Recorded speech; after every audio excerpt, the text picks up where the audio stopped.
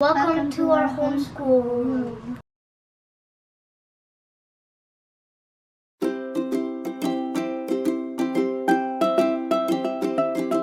Hello and welcome back to my channel. My name is Kelsey. I am a 5th year homeschooling mom to 3 kiddos ages 9, 6, and 1. And I'm very excited today to show you our homeschool room tour.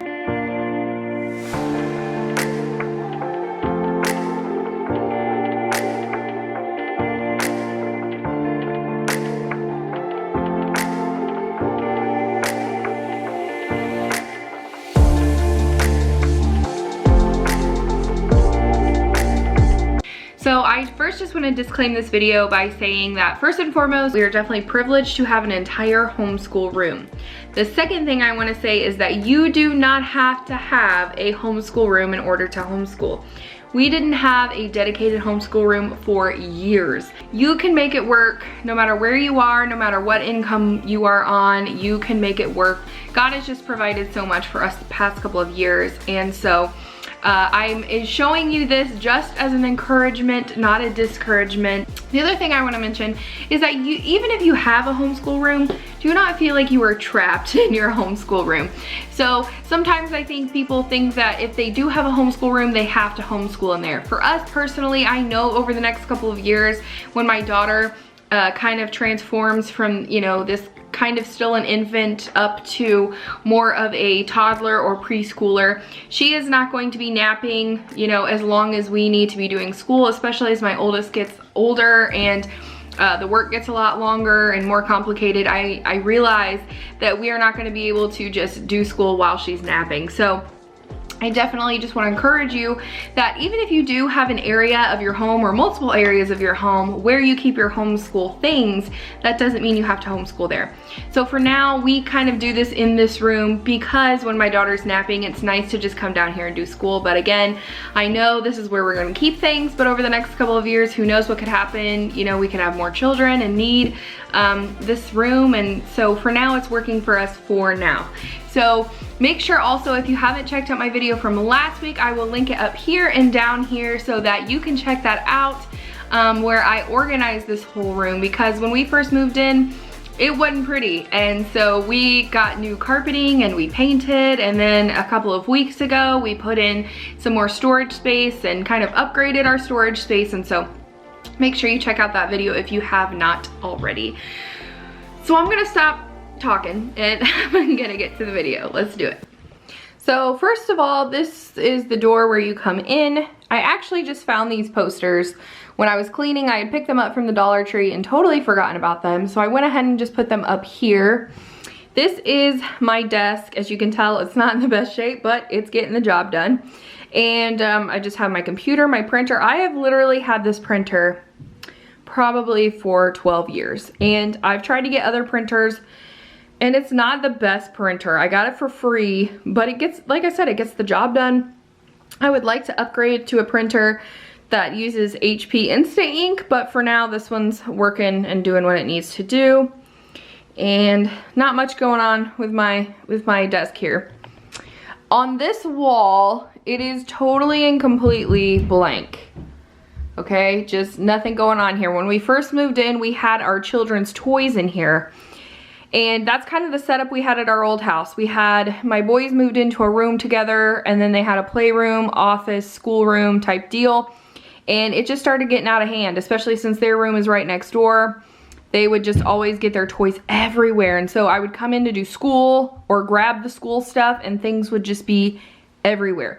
So we moved the toys into their room, and so now we just kind of have this blank wall. So for one, I have a print I'll show you guys that I'm gonna put up. I also would like to get a world map over here, and then maybe we'll get another bookshelf or storage shelf or something going on over here. It's just, honestly, blank white walls do not bother me. They actually make me a lot calmer, but I know some people are probably gonna say something, so I just wanted to put that in there.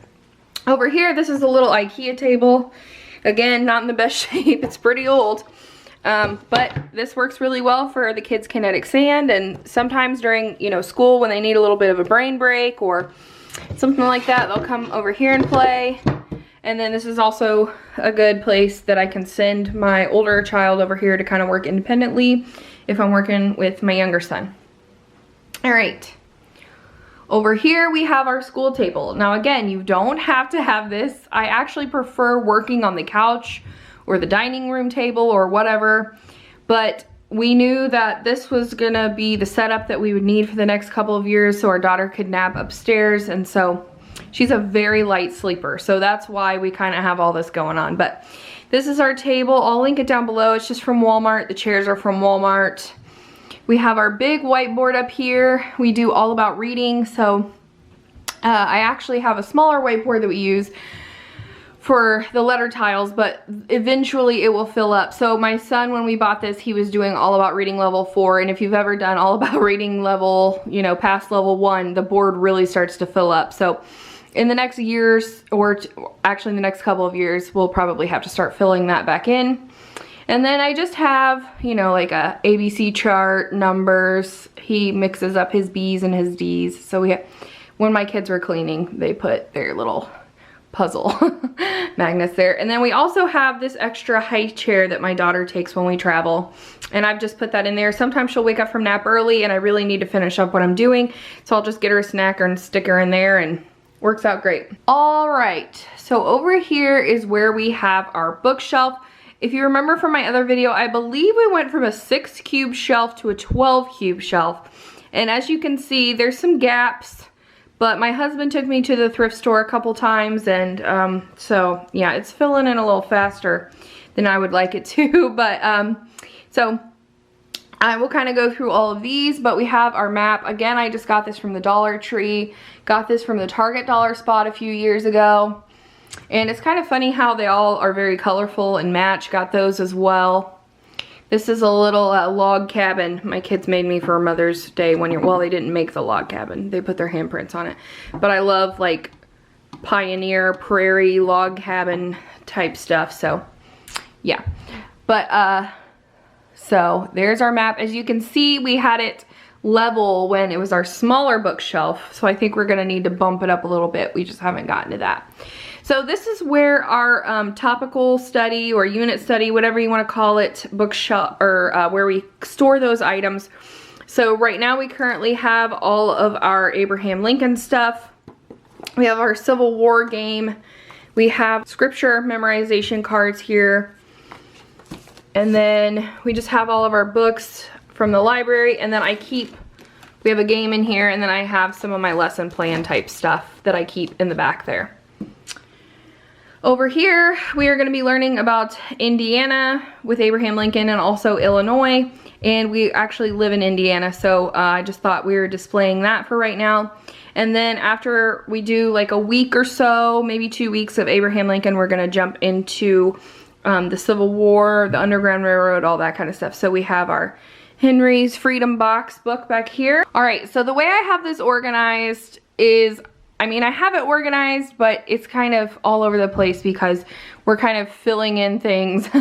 And once I've had everything kind of sorted, like I said, I went to the thrift store and bought a couple more things.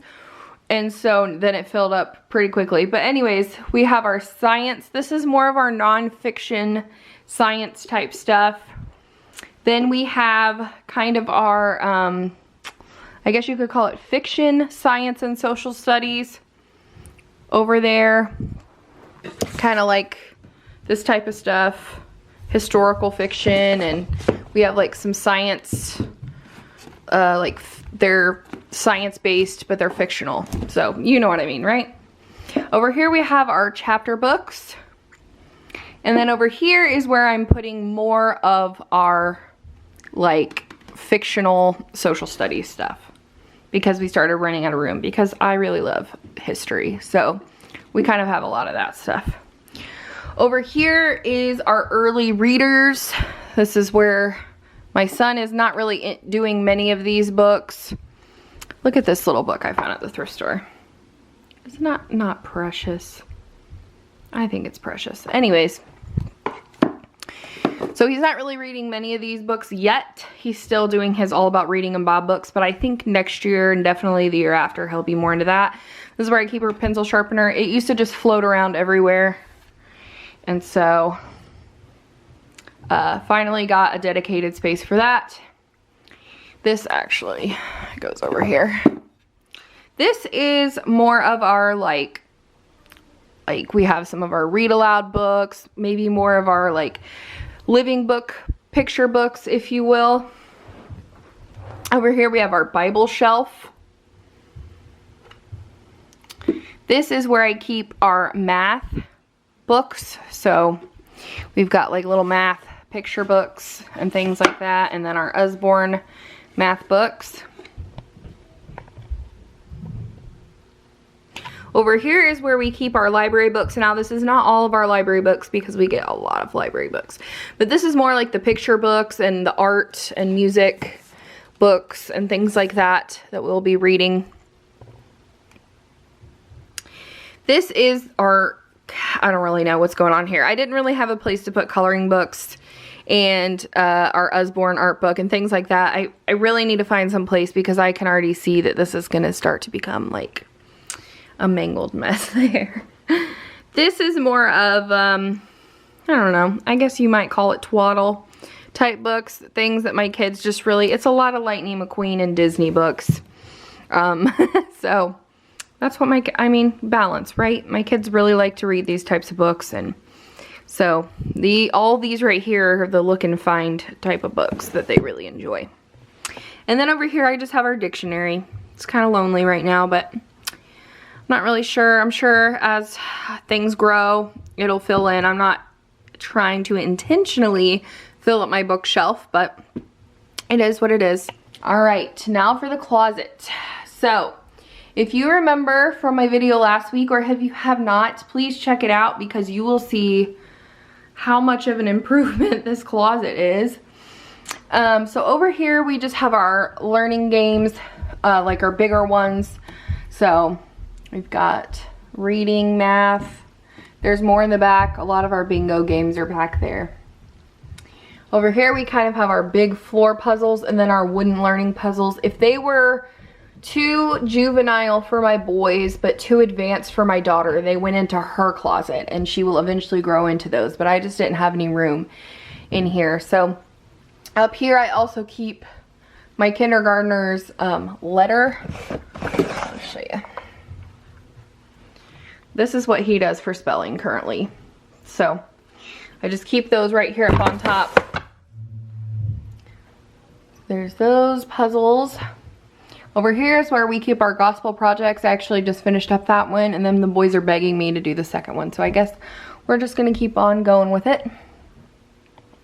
This holds our, I can't think of what they're called. I'll put it right here because I know I'll remember it as soon as I stop talking about it. But I also hold some of their other puzzles, like their little Dollar Tree puzzles and things like that. Just kind of like little activity things. This is also my printer I tried to replace my other one with. I really needed a copier, and the printer, it like printed really weird, but this was only like $25. So I was like, I'll just keep it for the copier and use my regular printer for the printer. Over here is where I hold all of my school supplies. So like rubber bands, extra pencils, things like that. Up here is where I keep our extra paper. I also have a like white pages book in case you need like newspaper. It's very hard to find newspapers now, I've come to realize, when I need them. So if we need them for like, we needed them for a volcano project, they were hard to find. So now I'm keeping our white pages in case we need that type of paper anymore. And then I keep our stapler up there as well. All right, over here is where I keep our Professor Noggin games. And then some of our other games that we play for logic and things like that. And then these are card holders. These are amazing and they're very inexpensive. So I will link them down below, and my children, so much easier to play games with these. So this is kind of stuff that I am working on or will be working on shortly. So building a geography unit using this book. This is our stuff that we're gonna need for our resurrection eggs for Easter. This is our new hymn study. So those go right there. Over here is where I have like teacher's guide for my son's math. This is my little planner. It's just got like attendance and book lists and things like that in it. This is our Edition Facts That Stick book. These are little 10 Commandment lap books we made. And then I got this at the thrift store the other day for next year. So I'm just keeping it in here so I don't have to stick it in the garage and lose it. This is Liam's math and this is Nolan's math for the year. And so I just keep them in this binder and I just pull out what we need every week. In here I just keep my paper cutter, my laminator, my laminating sheets, and my sheet protectors. In here it says art supplies. That's because our old art supplies are down here now and I just repurposed these bins. But I actually want to get like I actually made some little like things that I can put on there to cover it up to tell what it's really for. Really it's just my binding stuff. And then I also have my hole punch and extra envelopes and things like that. So my binding machine was actually, or not a binding machine, I don't know what you would call it. My binder, I don't know. It was actually over in the wrong bin, so I just put it back up here, but I didn't mention that a second ago. This is our math manipulative bin. The majority of these are from our Good and the Beautiful math that we used a few years ago, and then I also got some other things from Amazon, but it's just really nice to be able to pull this whole thing out and go through it and put it right back without having to take the lid off and shove everything back in. This is our art supplies bin. Again, we were totally overrunning our other one, so got our crayons, watercolor pencils. These are our little nature journals. I actually got these for like $2 from Walmart, so we also keep things like paint, markers. This is just a cheap tablecloth I lay on the table. This is the covers that my kids wear when they do things. Just arts and craftsy type stuff. Over here, this is where I keep all of our activity things. So I made a little Professor Noggin type game for Black History Month. Then we got some of our other printable games. Things like that in there, like my son's multiplication cards. Got all of these type things that we usually use with these type of activities. Over here is where I'm keeping all of our Civil War books because they don't all fit in the basket. And also I will use this bin when we are going through a lesson and we finish with a book. I'll just toss it in here. And then when we go back to the library, I'll pull everything out and just go through it. And so this is kind of our catch-all for library books that we need for school and library books that we're finished with. Over here I just have a cork board, a picture we haven't hung up. And I actually have the print that I'm gonna hang up on the wall that I haven't gotten to yet. I have my camera gear. This is our little pencil caddy. Just got this from the dollar store and we'll just pull that out. This is Liam's drawer. This is Nolan's drawer. I had extra supplies in here, but now it's just kind of empty right now. This is our library bag. We just kind of shove it in there. Nolan is in an out school class right now. It's actually like a Ghostbusters club. It's actually the cutest thing ever. But they're making a little marshmallow men this week, and then they made slime last week, so he needed some of this stuff. So I've just been keeping things he needs for that in there. We have our little shoe tying thing here. Our big old Play-Doh bin. More Play-Doh stuff. And then our little butterfly garden that we're gonna use in a couple of months, maybe a month or so. So we used to have a binder system and I kind of converted it to this, and honestly I think I like the binder system better, but I think for the rest of the year we're probably just gonna keep doing this. But this is just where I keep, like, here's what Liam's currently reading. He's got his little math game, his spelling, his IEW, Explode the Code. This is his little book he does on Fun School Friday, his copy work, his nature journal, and just some other fun little workbooks that he likes to do sometimes. This is his completed, or this is his schoolwork for the week. So I kind of went from a binder to a folder and a drawer, and like I said, I like the binder better. But so these are the multiplication cards he's working on. This is his upcoming work that he's either working on or gonna be doing. And then he's got like his math facts and other little things in there. And then this is where I keep his completed work. And then he just has a little notebook, and then he's got his checklist in there. And in the bottom, he currently has nothing. That's where I was keeping the gospel project, so I'll need to pull the next one down and shove it in there. In Nolan's, he has his All About Reading and his Sing, Spell, Read, and Write, and then kind of the little poster things that go with that. He's got his, so when we did All About Reading the first time, I saw a lot of people like let their kids color on their things and everything like that, and which is totally fine if that's what they want to do. But I figured I would use it with my other kids. So what I did was every time I would cut them out, I would just get a paper clip and paper clip them to it. And then I would put like, I don't know, 10 or so lessons into one of these sheet protectors. And then I kept it in a binder. And I'm so glad I did that, because now I just go to the filing cabinet, pull out the lesson that we're on, and then I have about 10 lessons right here already prepped and ready to go. So I'll have this for my daughter as well, so that's kind of nice. This is he loves doing these. He has the dog and the monster, and those are from All About Reading. And then I create these. So instead of doing his fluency new words on the page, he likes to do them in the little cards and put them in the dog or the monster's mouth.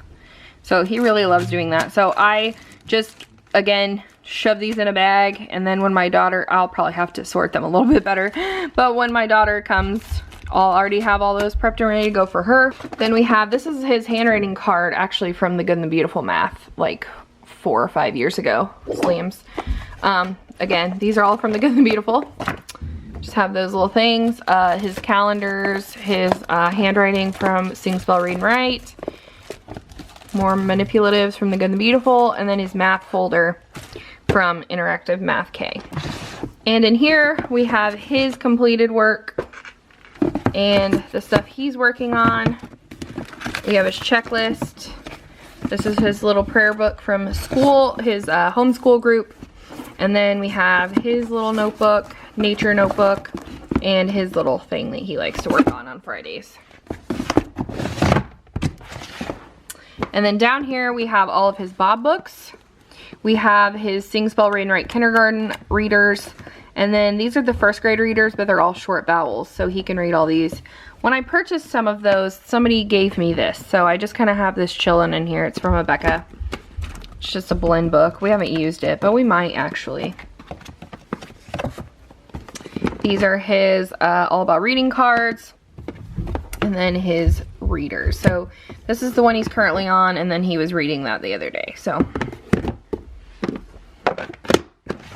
alright, so this is the print. I need to go to Goodwill and get a frame, but they didn't have any in the size that I needed on sale the other day, so I haven't got one yet. So what I usually do with frames is I'll go buy Goodwill a 16 by 20 frame. I try to get them when they're half off, and then I will just use white spray paint and spray paint them, or whatever color I need. And then I actually got this at Nations Photo Lab. That's my favorite place to print things. And it's got the best quality. I do photography professionally, so I really care a lot about photo quality. And then I actually made this on Photoshop, but you could definitely make this on something like Canva. And this just has our school phrase on it, like our homeschool motto, heaven not Harvard. And that's just simply the idea that we care more about our children and their hearts, and just loving God and loving Jesus and glorifying Him in all that we do, versus being the best at school. And so this is something I have to remind myself of daily. So hopefully I'm not alone in that, but I really want to get this put up on the wall in here. So that is what we have not got put up on the wall yet, but that's what I was talking about earlier, and wanting that up on our big old blank wall. Alright guys, so that is pretty much it. I think I covered everything. If you guys have any questions, please put them down in the comments below. If you enjoyed this video, give it a big thumbs up, and if you like content, homeschooling content, curriculum chats, all that kind of stuff, make sure you hit that subscribe button, and I'll see you guys next time. Bye!